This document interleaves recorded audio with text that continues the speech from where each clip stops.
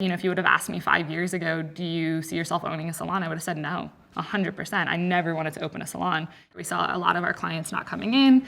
Our numbers were dropping, which means sales were dropping. And for an individual stylist, that was damaging. Obviously the industry was changing. So what could we do to not fall behind on some of these changes that were happening and be on the forefront of it instead of, constantly trying to play catch up.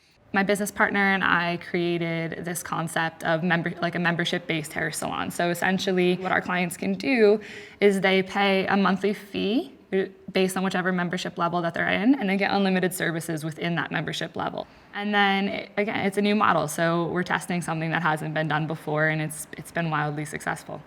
Hi, my name is Trevor Merchant. I'm a director of photography and photographer, and my annual salary is $80,000. This year was my first full year of freelancing, and I made quite a bit more than $80,000, but I decided to, at any chance that I got, invest that back into new equipment or computers or infrastructure that allowed us to do more work. So if I can take that money that I made and go on a vacation, that's great.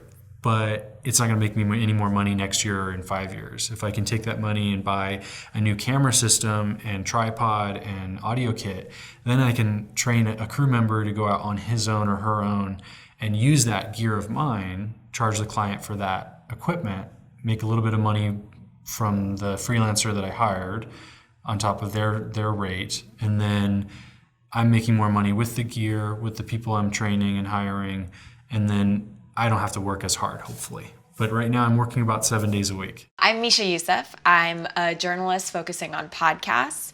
I'm 24 years old and I make approximately $60,000 a year. There were a few things I knew that were going to bring me income, one of which was my podcast, and the second was something that's called a tape sync. Because you have all this equipment, you go and record for somebody who can't be on location to record the interview, and they conduct the interview over the phone, and you basically make it seem like they're in the same room, and you provide them that audio, and you're paid a couple $100 for an hour, which is like way higher than you would get for babysitting or for, tutoring even, or something that I think requires more skills. But because it's so industry specific and you have equipment that's very expensive, you know how to operate it, you can make a lot of money off of that. So those were two things, my podcast and that I knew were definitely going to bring in revenue.